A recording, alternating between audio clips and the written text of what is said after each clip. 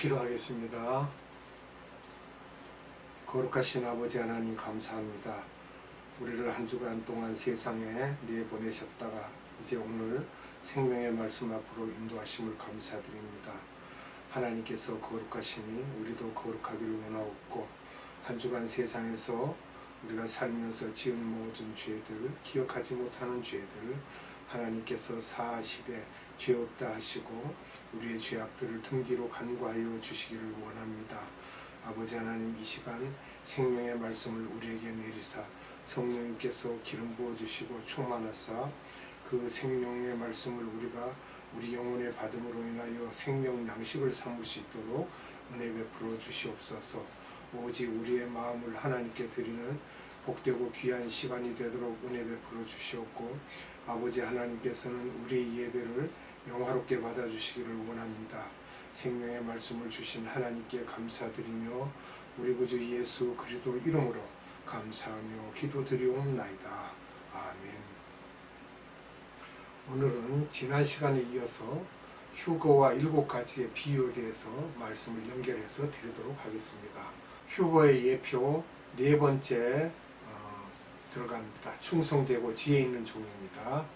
마태복음 24장 45절로 51절입니다. 충성되고 지혜 있는 종이 되어 주인에게 그 집 사람들을 맡아 때를 따라 양식을 나눠줄 자가 누구뇨?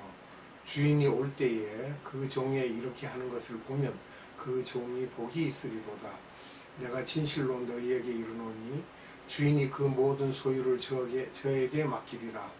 만일 그 악한 종이 마음에 생각하기를 주인이 더디오리라 하여 동무들을 때리며 술 친구들로 더불어 먹고 마시게 되면 생각지 않는 날 알지 못하는 시간에 그 종의 주인이 이르러 엄히 때리고 외식하는 자에 받는 유래 처하리니 거기서 슬피 울며 이를 갈미 있으리라.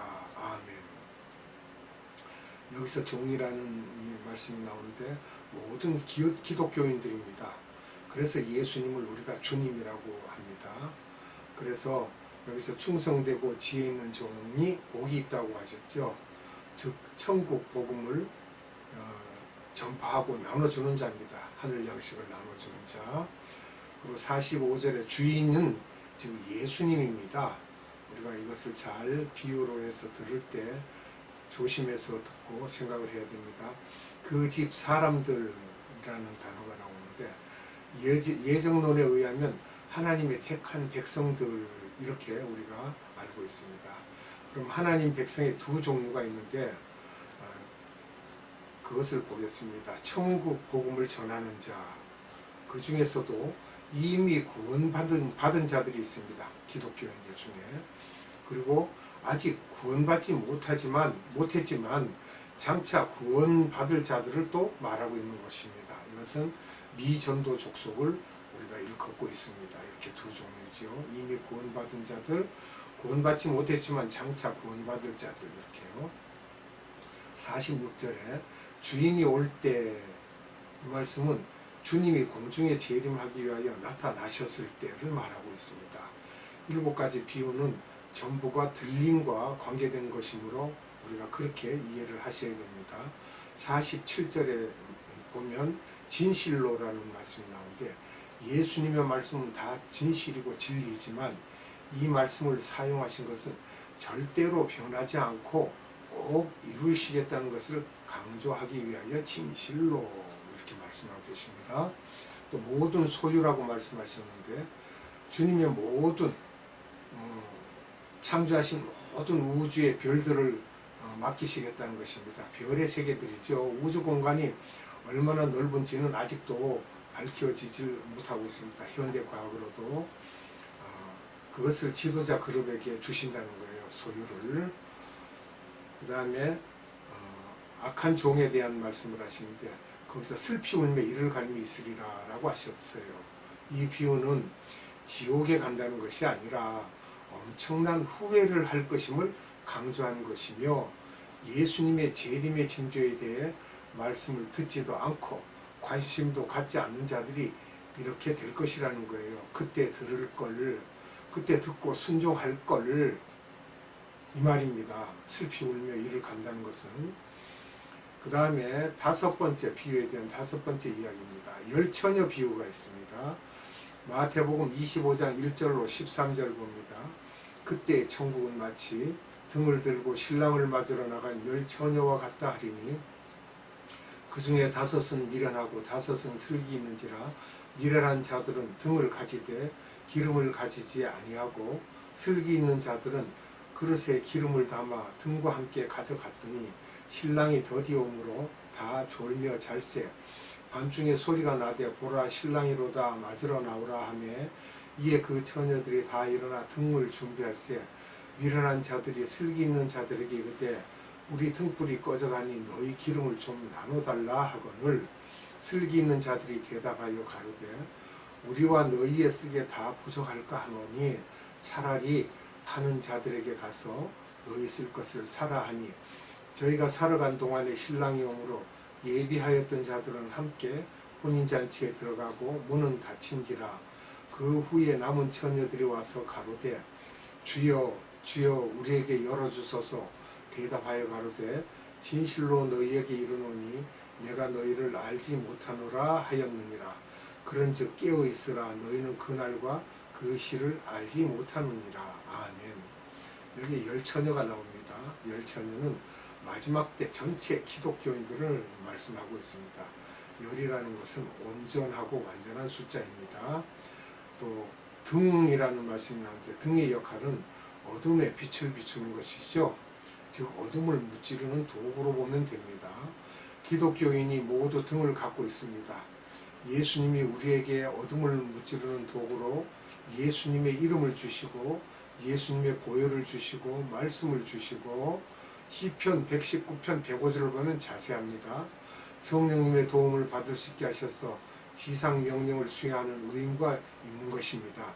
시편 119편 105절은 여러분들이 다들 익히 알 수 있는 구절들입니다.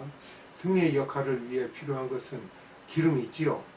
기름은 우리가 파라클레토스 또는 보혜사 성령을 일컫고 있습니다. 거기에 구원케 하는 성령님, 즉 푸뉴마 성령님이 우리가 예수님을 주로 맞아들일 때 푸뉴마 성령님이 우리 안에 들어와 계시죠. 푸뉴마 성령님은 우리 안에 있지만 우리의 옛 모습이 그대로 있습니다. 그 다음에 도움을 주시는 성령님은 밖에 계시다가 들어오시는 분이에요. 파라클레토스 성령님, 즉 보혜사 성령인데 성령 세례를 통해 받을 수 있습니다. 우리의 옛 모습을 없애기 위해 능력 주시는 보혜사 성령을 통하여 어둠을 물리칠 수 있다는 것입니다. 그러니까 우리는 보혜사 성령님을 초청을 해야 됩니다. 아주 정중하게. 기름을 준비한 자라는 말씀이 나오는데 들림받을 자격이 있는 자입니다. 기름을 준비한 자. 첫째, 성령 세례를 받은 자들. 둘째, 성령 세례를 받아 성령의 성품들로 성화된 자들입니다. 옛 모습 또는 성품이 점점 그 모습들이 옛 모습이 없어지는 자들이죠. 그러면 이제 빛이 나는 자가 되는 겁니다. 우리는 오늘날 기도를 하면서도 빛과 소금이 되게 하여 주시옵소서 그러는데 아니에요. 잘못됐습니다. 먼저 소금이 돼서 내 몸을 녹이고 소독이 될 수 있게 하시고 방부제 역할을 하며 소금이 되지도 않았는데 무슨 빛을 낸다고 빛과 소금의 역할을 한다고 그래요. 자, 세 번째는 성령의 능력이 나타나는 자입니다. 어둠이 쫓겨나죠. 설교, 기도, 안수, 가르치고 봉사 등 여러 가지의 모습들을 통해 성령의 능력이 나타납니다. 그 다음 네 번째는 성품이 예수님을 닮아가는 것입니다. 은혜, 또는 평강이, 용서가 있고 격려가 있고 미운 사람이 없고 잘 나누고 위로하는 자, 즉 공평하게 잘 분배하는 자들입니다. 그리고 기독교인들의 두 가지 이름이 있습니다. 여기 보면 슬기 있는 기독교인, 즉 깨어있는 자지요. 또 그 다음에 미련한 기독교인, 졸며 잘세, 영적으로 졸고 잠자고 있다는 거예요. 예수님의 재림에 대해 무감각한 거죠. 듣지도 않고 행하지도 않고. 그래서 혼인잔치에 들어가려고 해도 문이 닫혀 있어 못 들어가는 것입니다. 나중에는 못 들어갑니다. 그러면 우리가 여섯 번째 비유를, 달란트 비유를 보도록 하겠습니다. 마태복음 24장 14절로 30절입니다. 또 어떤 사람이 타국에 갈제 그 종들을 불러 자기 소유를 맡김과 같으니 각각 그 재능대로 하나에게는 금 5달란트를 하나에게는 2달란트를 하나에게는 1달란트를 주고 떠났더니 5달란트 받은 자는 바로 가서 그것으로 장사하여 또 5달란트를 남기고 2달란트 받은 자도 그같이 하여 또 2달란트를 남겼으되 1달란트 받은 자는 가서 땅을 파고 그 주인의 돈을 감추어 두었더니 오랜 후에 그 종들의 주인이 돌아와 저희와 회개할세 5달란트 받았던 자는 5달란트를 더 가지고 와서 가로되 주여 내게 5달란트를 주셨는데 보소서 내가 또 5달란트를 남겼나이다. 그 주인이 이르되 잘하였도다. 착하고 충성된 종아 너가 작은 일에 충성하였음에 내가 많은 것으로 내게 맡기리니 내 주인의 즐거움에 참여할지어다 하고 2달란트 받은 자도 와서 가로되 주여 내게 2달란트를 주셨는데 보소서 내가 또 2달란트를 남겼나이다. 그 주인이 이르되 잘하였도다. 착하고 충성된 종아 너가 작은 일에 충성하였음에 내가 많은 것으로 내게 맡기리니 내 주인의 즐거움에 참여할지어다 하고 1달란트 받았던 자도 와서 가로되 주여 당신은 굳은 사람이라 심지 않은 데서 거두고 해치지 않은 데서 모으는 줄을 내가 알았으므로 두려워하여 나가서 당신의 달란트를 땅에 감추어 두었었나이다. 보소서 당신의 것을 받으셨나이다. 그 주인이 대답하여 가로되 악하고 게으른 종아 나는 심지 않은 데서 거두고 해치지 않은 데서 모으는 줄로 내가 알았느냐. 그러면 너가 마땅히 내 돈을 취리하는 자들에게나 두었다가 나로 돌아와서 내 본전과 별일을 받게 할 것이니라 하고 그에게서 그 1달란트를 빼앗아 10달란트 가진 자에게 주어라. 무릇 있는 자는 받아 풍족하게 되고 없는 자는 그 있는 것까지 빼앗기리라. 이 무익한 종을 바깥 어두운 데로 내어 쫓으라. 거기서 슬피 울며 이를 갈미 있으리라 하니라. 아멘. 여기서 달란트는 우리에게 하나님께서 주시는 은사지요. 약 30가지 정도가 있는데 고린도전서 12장에 보면 참 많은 은사들이 있습니다. 지혜의 은사, 지식, 믿음, 능력 행하는 은사, 예언하는 은사, 방언 해석, 신유의 은사, 영분별, 가르치는 은사, 봉사하는 은사, 격려하고 위로하고 행정을 잘하는 은사, 목회하는 은사, 목회는 가르침과 다릅니다. 양떼를 잘 지키고 관리하는 것이 목회입니다. 찬양하는 은사, 악기 연주하는 은사, 전도의 은사, 지도력, 비전, 매니저, 듣기, 상담, 섬김, 손대접하는 은사, 언변이 좋은 은사, 행실이 좋은 분들의 은사, 이 여러 가지 은사들이 있습니다. 그래서 14절에 어떤 사람입니까? 어떤 사람은 예수님을 지칭하고 있죠. 예수님. 타국에 갈제 그럼 그게 언제인가 우리가 생각해 봐야 됩니다. 예수님 승천하실 때 부활 후 40일 후에 승천하실 때 이제 그렇게 맡기고 가셨다는 것을 예화로 비유로 이렇게 말씀하고 계시죠. 부활 후 40일간 하신 일들이 있습니다. 지상명령을 5번 내리셨습니다. 먼저 입성하던 그 주에 화요일에 감람산 설교를 하시고요. 또 그 다음 금요일 날 십자가에서 돌아가셨죠. 돌아가시고 사흘 후 주의 큰 날에 일요일 날 되는 부활을 하셨습니다. 일요일에. 그리고 10일 후에 마가복음 16장 15절을 말씀하셨어요. 지상명령 하시고 15일 후에 누가복음 24장 47절을 말씀하셨어요. 그리고 세 번째는 20일 후쯤에 요한복음 20장 21절을 말씀하셨어요. 그리고 30일 후에 네 번째인데 마태복음 28장 19절로 20절을 말씀하셨고요. 다섯 번째는 승천하시기 전에 사도행전 1장 8절의 말씀을 우리에게 주셨어요.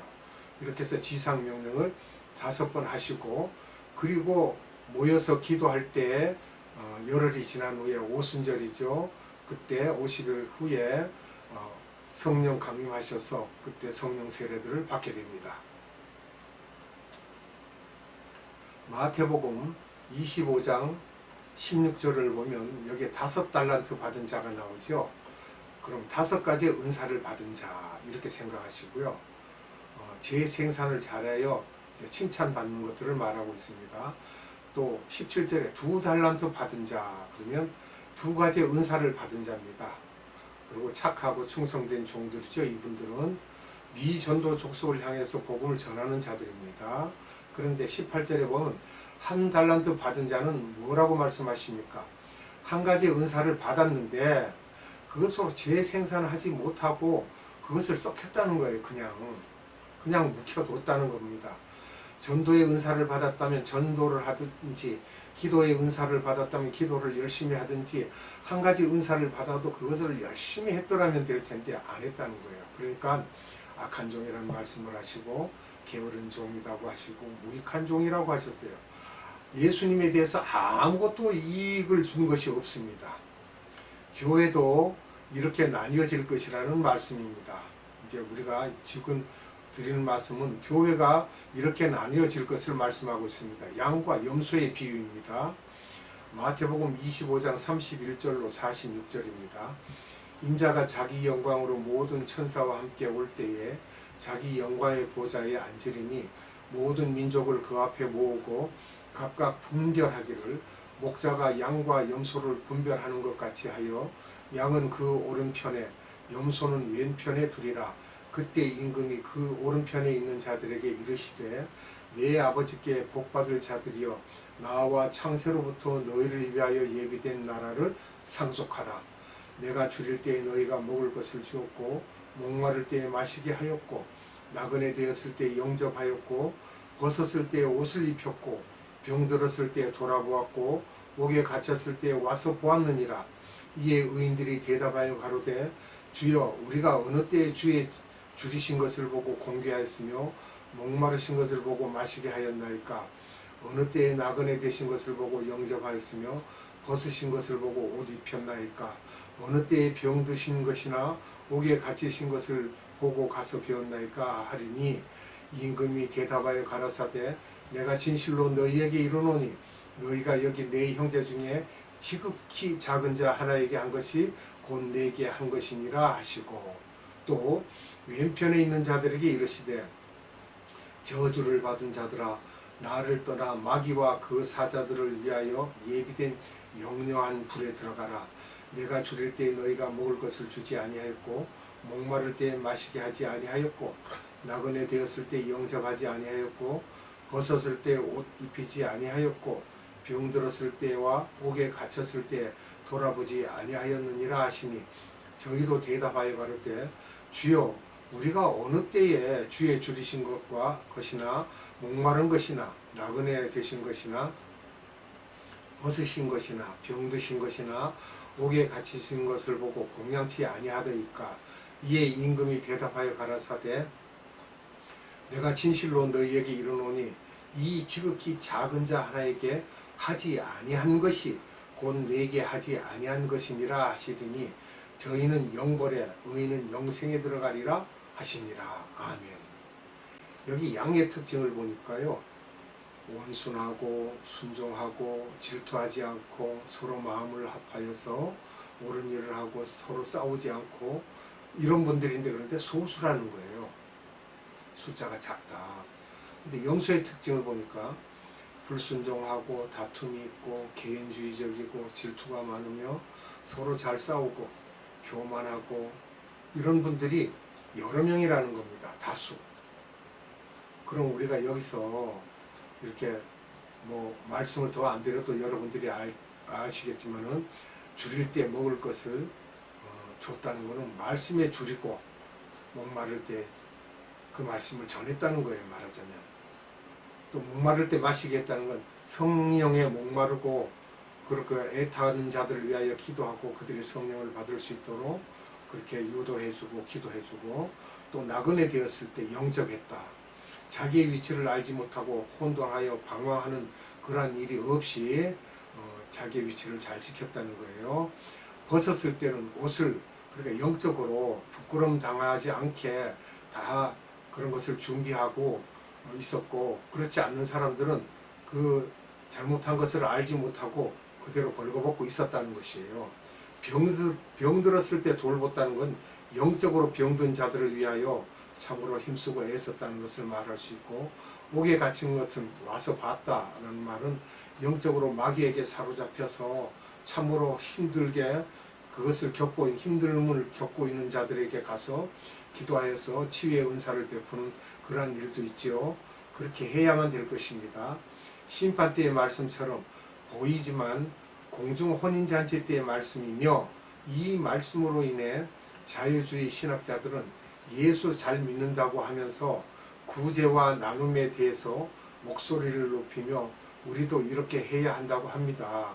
물론 육적인 부분에서도 이렇게 해야 하지만 이 수준에서만 끝내는 것이 아니라 영적으로도 말씀과 성령으로 나누어 줘야 한다는 것입니다. 전도하고 선교하고 전파해야겠죠. 마태복음 25장 31절을 보면 공중 혼인잔치 때에 예수님이 내려오시면서 혼자 오시는 것이 아니라고 되어 있습니다. 보좌와 천군 천사와 함께 내려오신다는 것입니다. 보좌가 뭐예요? 왕이 앉는 의자지요? 시트지요. 또 25장 32절에는 대부분이 염소인데 그 무리 속에서 양을 뽑아낸다는 것입니다. 그러니까 곡식이 자라는 곳에서 알곡을 뽑아내는 것처럼 뽑아내는 거예요. 또 34절에 보면 오른편에 있는 자, 즉 양인데 복받을 자에 대한 것을 말씀하고 있습니다. 이들은 예비된 나라를 상속받는다고 그랬어요. 주님 나라에서. 그 다음에 40절에 지극히 작은 자에 대한 말씀을 하셨는데, 크리스찬은 작은 예수인 것입니다. 미전도 족속에게 복음을 전할 것을 강조하고 있습니다. 우리는 전하는 자들입니다. 또 왼편에 있는 자에 대해서 말씀을 하시는데, 저주를 받아 영영한 불에 들어가라는 강한 표현으로 훈계하십니다. 여러분, 조그마한 촛불에라도 손톱 끝을 한번 갖다 대어보세요. 얼마나 뜨거운지. 그런데 영영한 불에 들어간다는 게 이게 상상할 수 있는 일입니까? 또 46절에 보면 지옥에 가는 것과 같을 것이라는 강한 비유의 말씀을 하고 계십니다. 기도하겠습니다. 참사랑이신 아버지 하나님 감사합니다. 오늘도 마지막 때에 우리에게 생명의 말씀을 주사 비유에 대한 말씀을 주셨습니다. 하나님, 이 모든 말씀들을 우리가 잊지 않고 잘 숙지하여서 더욱더 예수님 앞으로 가까이 나아가게 하며 십자가를 바라보며 우리가 생활할 수 있게 하시고, 우리가 곤고한 날이 있거나 환난이 닥칠 때에도 오직 예수 그리스도의 십자가만을 바라보고 달리는 자들이 되게 하옵소서. 사도 바울이 그랬듯이 우리가 한 표적을 향하여 달려갈 때 그것만 바라보고 달려가야지 뒤돌아보게 되면 안 된다라고 하였습니다. 한 달란트 받은 자와 같이 그것을 가만히 묻어두었다가 그냥 가지고 있으면 결국은 그 가지고 있던 은사도 빼앗기게 된다는 것을 명심하여서 우리에게 주신 각종 은사들을 잘 활용하여서 많은 영혼들을 구원의 길로 인도하는 그러한 복을 얻게 하옵소서. 오늘도 생명의 말씀을 우리에게 주신 아버지 하나님께 감사와 찬양과 존귀와 힘과 권세와 권능과 영광을 올려드리옵고, 우리 구주 예수 그리스도 이름으로 감사하며 기도드리옵나이다. 아멘. 축도로 예배를 마치겠습니다. 지금은 우리 구주 예수 그리스도의 한량없는 은혜와 하나님의 극진하신 사랑하심과 성령님의 감화, 감동, 교통, 역사하심이 오늘 예배드린 모든 자들 머리 위에와 이 나라의 많은 교회들 위에와 선교회들 위에와 에바다 국제 선교회 위에 지금으로부터 영원토록 함께 하시기를 예수님의 이름으로 축원하옵나이다.